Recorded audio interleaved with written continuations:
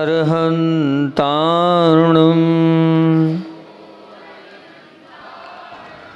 नमो सिद्धाणं नमो आयर्याणं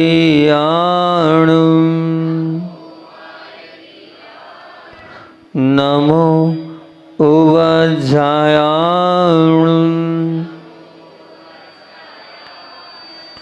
नमो लोये सवसाहुणं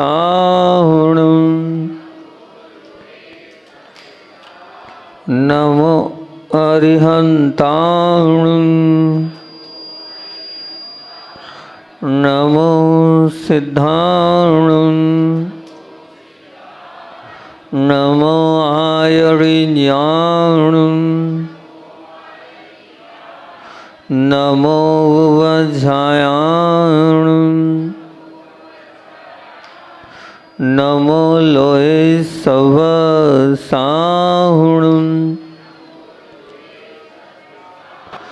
नमो अरुहन्ताणं नमो सिद्धाणं नमो आयर्याणं नमो उवज्जायाणं नमो लोये सवसाहुणं।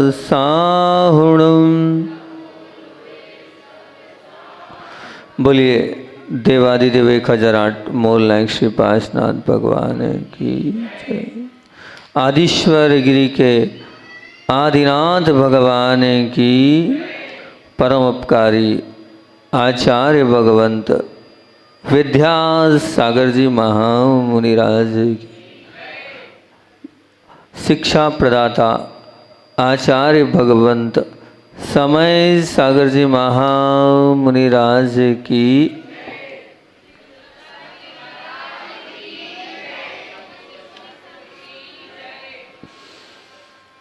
शिकायत पर बात अपनी चालू थी और 6 प्रकार की शिकायत पे अपन ने बात प्रारंभ करी थी कि हमारे ही परिवारजन हमें समझते नहीं हैं। फिर बात करी थी क्या थी कि सब स्वार्थ पुष्टि के लिए हमारा उपयोग करते हैं और बाद में भूल जाते हैं।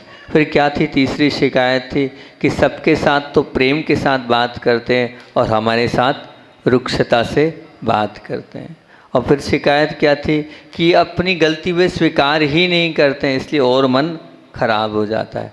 और कल ही बात करी थी कि घर में हमारे साथ ही वो क्या करते हैं, अन्याय अधिकतर होता है। और फिर कल बात करी थी अपन ने, शिकायत होती तो मतलब क्या, हमारा अपमान करते हैं, लेकिन किसके सामने अपमान करते हैं, सब लोगों के सामने हमारा अपमान करते हैं। इन 2 बातों पर अपन ने कल बात करी थी कि हमारा सबके, पहली बात तो क्या थी कि अन्याय होता है। तो वो अन्याय होता है तो अन्याय के लिए मैंने आपसे यही बात बोला था कि वास्तविकता ये है कि न्याय के लिए लड़ना पड़ता है, परंतु समाधान के लिए छोड़ना पड़ता है। और जो अन्याय सह सकता है, जो अपमान सह सकता है, जो अवहेलना को सह सकता है, वही परिवार में रह सकता है और परिवार की आत्मीयता को बढ़ा सकता है। और एक और महत्वपूर्ण बात कल बोली थी, क्या बोली थी कि कर्तव्य बोध के बिना, कल का यह महत्वपूर्ण आइडियल और क्रीम कोटेशन था, कर्तव्य बोध के बिना व्यक्ति के लिए दिए जाने वाला अगर कोई अधिकार है, वह अधिकार परिवार और सबके लिए घातक। कर्तव्य बोध का जब तक भान नहीं होगा तब तक परिवार में एकता नहीं रह पाएगी। और फिर उसके बाद था कि अपमान हमारा होता है, तो मैंने यही कहा था अपमान के शब्दों पर ध्यान केंद्रित ना कर जिस कारण से अपमान हुआ है, अगर हम वो पकड़ लेंगे तो निश्चित तौर से कोई ना कोई हमारा निराकरण निकल जाएगा। नहीं तो हम उसी छोटी छोटी बात को लेकर अपमान को स्वीकार करते हुए अपने आप को क्लेश में बनाएंगे। और अगर क्लेश के निराकरण से निकलना है तो हम सिर्फ ये किस कारण से मेरा अपमान हुआ है। और एक और बात बोली थी कि मन की विचित्र व्यवस्था है कि 50 बार व्यक्ति ने अच्छा किया, वो अच्छा हमें याद नहीं है। और एक बार अगर मान लीजिए हमारे साथ बुरा किसी ने कर दिया है तो बुरा हमारी धारणा में बैठ गया उसी को हम याद रखते हैं और इसी से सामने वाले के प्रति गलत धारणा बना लेते हैं। और मैंने कहा था अंतिम प्रेम वाला बिंदु बज गया है, तो अंतिम वो प्रेम वाला बिंदु और कर देता हूँ कि वस्तुतः प्रेम ही हमारे अंदर का प्राण है, प्रेम ही हमारे अंदर की श्वास है। और प्रेम शून्य जीवन एक प्रकार का जीवन नहीं, वो तो सौ के समान है। क्या बोला? वस्तुतः प्रेम ही हमारे अंदर का प्राण है और हमारे अंदर की श्वास है। और अगर प्रेम शून्य जीवन है तो जीवन क्या है? सौ के समान है। हमारा प्रेम संसार में सबसे होना चाहिए, लेकिन संसार में सबसे कब होगा? जब हमारे अपने परिवार में हमारा सबके साथ प्रेम हो। वस्तुतः होता ये हैगा कि हम प्रेम करते तो हैं, लेकिन परिवार वालों से कम करते हैं और बाहर वालों से ज़्यादा करते हैं। बाहर वालों के प्रति हमारा लगाव ज़्यादा है और घर वालों के प्रति हमारा प्रेम कम हैगा। प्रेम ही एक ऐसी शक्ति है जो सबको एक सूत्र में पिरोड़ों की बनाए रखने की समर्थ को रखती है। अगर आपका प्रेम अपने संबंधों की मधुरता पर निर्भर करता है, परंतु प्रेम भी कितना, उसकी क्या मर्यादा रेखा। असल में इसलिए बोल रहा हूँ कि प्रेम हो तो रहा है, स्नेह हो तो रहा है, वात्सल्य हो तो रहा है, लेकिन आज उसकी कितनी कहाँ तक मर्यादा है, वो मर्यादा समाप्त हो रही है। उस मर्यादा के विषय में आज आपसे बात करता हूँ, क्योंकि एक माँ थी, वो डॉक्टर साहब के पास पहुँची। लगभग 30 वर्ष की वो माँ थी। अपने 6 वर्ष के बेटे को लेकर वो डॉक्टर के पास पहुँची। डॉक्टर, ये मेरा बच्चा है, मैं उसे बहुत बहुत बहुत बहुत लाड़ प्रेम स्नेह से रख रही हूँ और ये बच्चा मेरा चल नहीं पाता है। इसकी उम्र कितनी है? अभी ज़्यादा नहीं, 6 वर्ष की इसकी उम्र है। क्या आपने इसे चलाने का प्रयास नहीं किया क्या?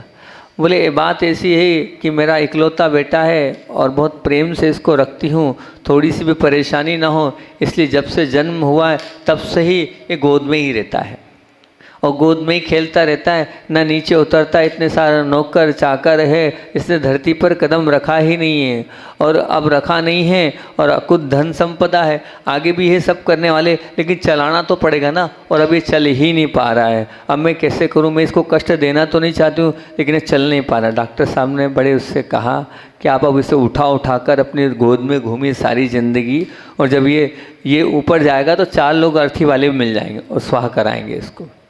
कितना प्रेम कर रहे हो, दिन भर आप अगर उसको गोद में रख रहे हो, अगर आप उस बालक को या बालिका को थोड़ी बहुत भी प्रतिकूल परिस्थिति में नहीं जाने दे रहे तो क्या होगा, विचार करना। आपका बालक थोड़ी सी भी गर्मी सहन नहीं कर पा रहा है, थोड़ी सी भी ठंड नहीं सहन कर पा रहा है, आप इतना प्रेम क्यों कर रहे हो? थोड़ा सा उसको लगता है नहीं वो नहीं कर पाएगा, वो नहीं कर पाएगा, उसकी इतनी ताकत नहीं, उसका उतना अंदर से सामर्थ्य नहीं है। ये करके आप अपने बच्चे को और बुज़दिल और कमज़ोर बनाते जा रहे हो। उसमें कारण स्वयं आप हैं। उसके अंदर तो कैपेसिटी है बच्चे के अंदर, लेकिन आपने स्वयं ने बोल कर प्रेम में, लाड़ प्रेम प्यार स्नेह में इतना ज़्यादा बिगाड़ दिया कि वो वैसा बन गया है। था नहीं, आपने उसे अपने लाड़ प्यार में ऐसा बना दिया है। आजकल के हर बच्चे माता पिता की नहीं सुनते हैं, उसका एक ही कारण है, आपका अधिक प्रेम।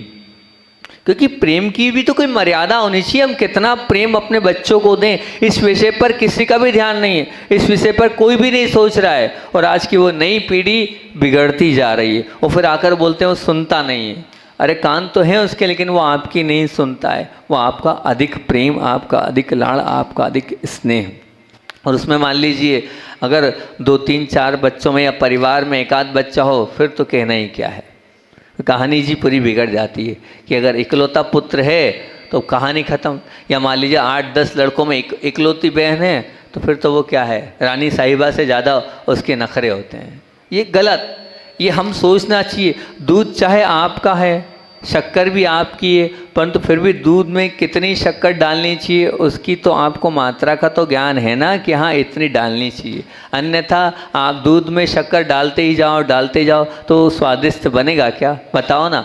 वो मीठा दूध तो क्या हो जाएगा, बेस्वाद हो जाएगा। परिवार भी चाहे आपका है, हृदय में बहुत प्यार भी है किसी के लिए, परंतु परिवार में किस सदस्य को कितना प्यार करना चाहिए ये विवेक तो आपके पास होना ही चाहिए, बिना विवेक के नहीं होना चाहिए। अन्यथा प्रमाण का भान भूलकर आप यदि उन्हें प्यार करते ही जाएंगे तो संभव है परिवार को सुदृढ़ बनाने की अपेक्षा और वो टूटता निर्बल बनता चला जाएगा। और फिर होता ये हैगा, बहुत सारे बच्चे शिकायत करते हैं कि अब 3 बच्चे हैं मान लीजिए, अब 3 बहुएं हैं मान लीजिए, है ना, या 3 अलग अलग और भी लोग हैं मान लीजिए।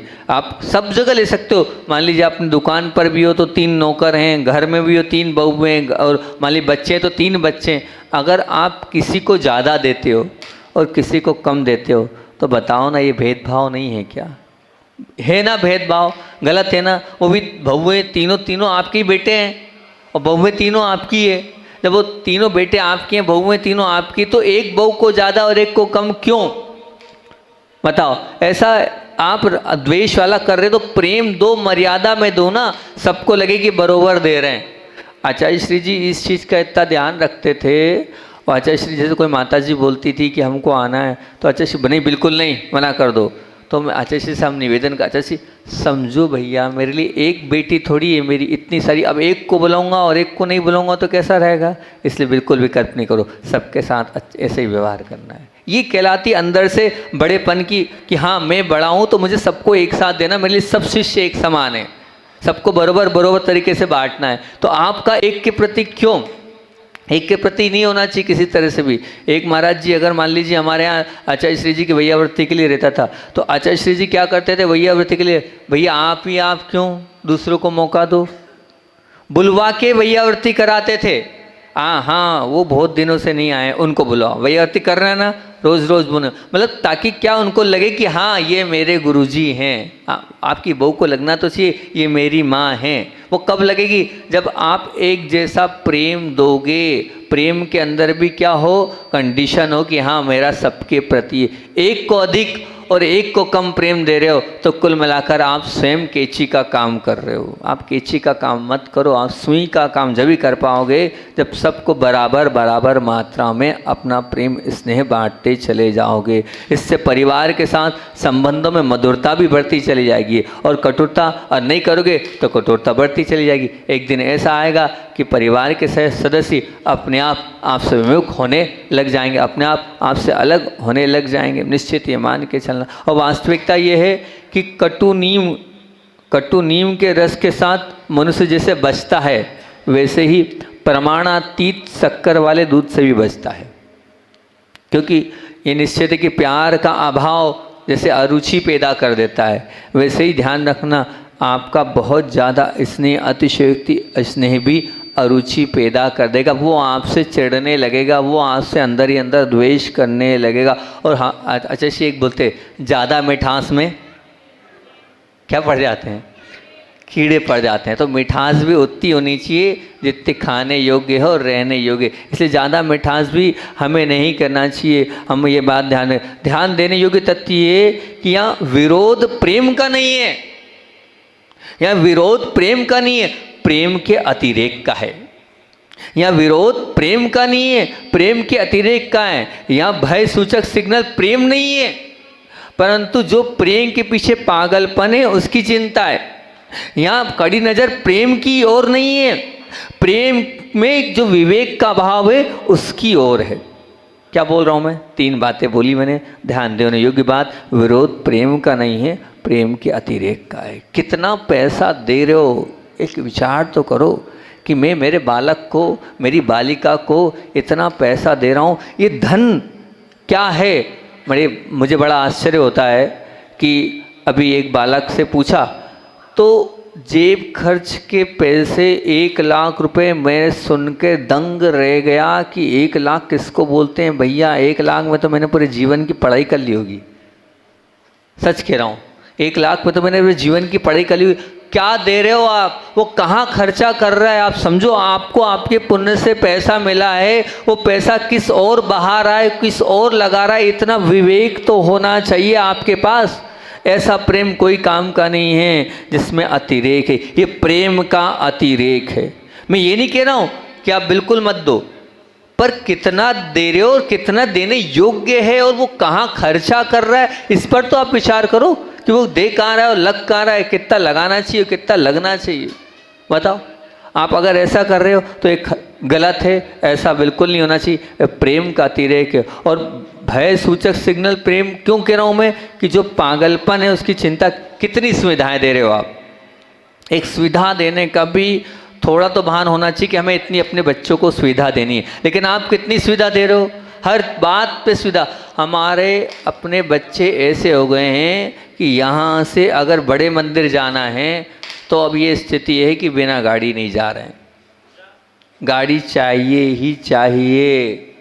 वो 70-80 हज़ार 1 लाख की आजकल वो आती है एक्टिवा, वो चाहिए ही चाहिए। बिना एक्टिवा के यहाँ से वहाँ नहीं, यहाँ से वहाँ पैदल नहीं बच्चा चल पा रहा है। उसमें क्या कारण है? अब वो बीमार हो रहा है तो उसमें कारण ये है कि वो कहाँ से कुछ वो खा रहा है, मेहनत कर ही नहीं रहा है। वो मेहनत करे तब तो कुछ हो पाए, कुछ नहीं। पहले घर में सब काम था, झाड़ू थे, पोछे थे, पानी भरना होता था, सब करना होता था। आजकल बच्चों से गिलास भी यहाँ से वहाँ नहीं रखवाया जा रहा। कितनी सुविधा दोगे आप उनको? कहाँ आप किस ओर ले जा रहे हो अपने बच्चे को? नहीं, ये भी अतिरेक है।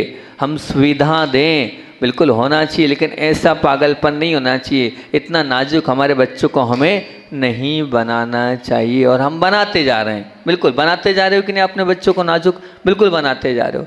थोड़ी सी भी वो प्रतिकूलता सहन नहीं करते, थोड़ी सी भी कुछ होता है तो भैया नहीं, हमारा बच्चा इस चीज़ को नहीं सहन कर पाएगा। नहीं, बिल्कुल नहीं।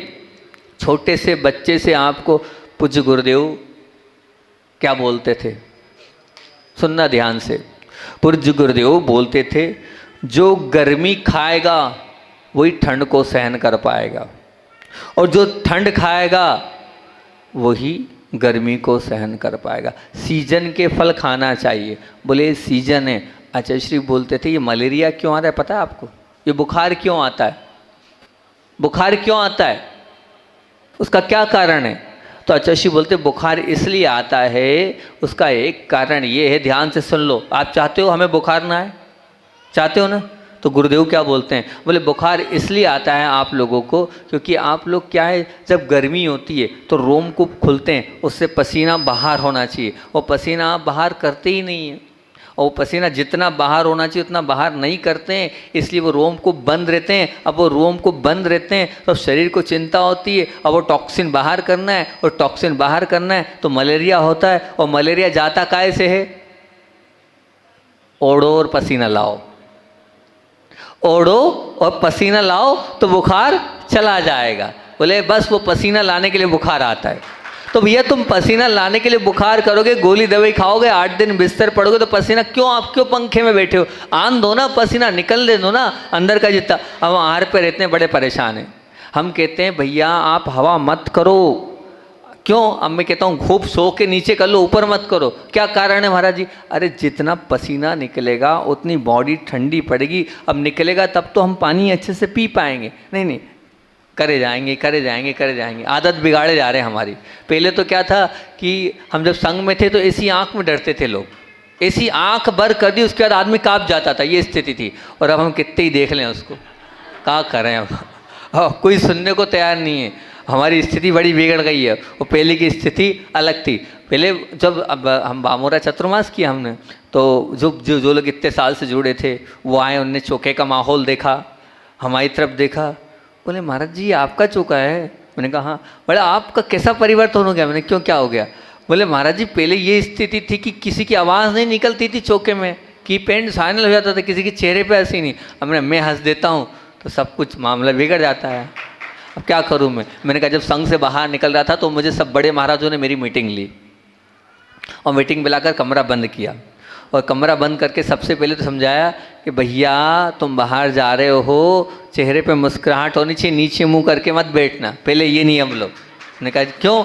भले बोल दिया ना भैया, ऐसे ही बैठे रहोगे तो कौन आएगा और कौन जाएगा? भैया मुस्कुराहट तुम्हारे चेहरे पर रहना चाहिए, स्नेह वात्सल्य बिखरना चाहिए, लेकिन उसका दुरुपयोग हो रहा है।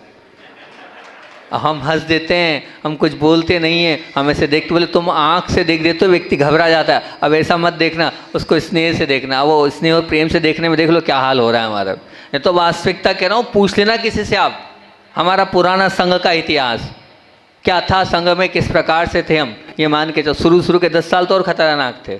हाँ, अब ठीक है, तो हम यही आपसे कह रहे हैं कि कितना क्या सहन करना आना चाहिए और सहन करवाना चाहिए। हम तो बार बार कहते, पता है आपको सर्वाइकल क्यों हो रहा है, माताओं सुन लो, सर्वाइकल क्यों हो रहा है, बहनों सुन लो। उसका कारण ये, पहले माताएं हाथ से दूध निकालती थी, तो यहाँ के जितने पाइन्स थे, ये गर्दन की नसें हैं यहाँ पर, वो पूरा जो है यहाँ ब्रेन में शुद्ध ऑक्सीजन पहुँचती थी और यहाँ की नसों में पूरा खून का जो सर्कुलेशन चलता था। बंद, पहले घट्टी चलती थी, मेहनत होती थी, घट्टी चलती थी, छोटे से बच्चे घट्टी चलाते थे, पेट कभी खराब नहीं होता था। आज कुछ है ही नहीं, मेहनत, आप सुविधा इतनी दे रखी है आपने, अपने आप को भी और अपने बच्चों को भी सुविधा भोगी बना दी है, इसलिए आप भी परेशान हैं और आपके बच्चे भी परेशान। आप मेहनत करो। अब डॉक्टर बोल रहा है 1 घंटे घूमो, अब वॉकिंग के लिए जा रहे हैं। काय को वॉकिंग के लिए जा रहे हो भैया, आप घर में अच्छी मेहनत कर लो ना। अब दौड़ रहे हो, जिम चला रहे हो, मेहनत कर रहे हो, पर घर में आप कपड़े धोने नहीं चाहते, बताओ। आप घर में आप आटा चक्की, वो क्या बोलते हो उसको, घट्टी नहीं चलाना चाहते हो। घर में आप पानी जो है कुएं से लाना नहीं चाहते हो।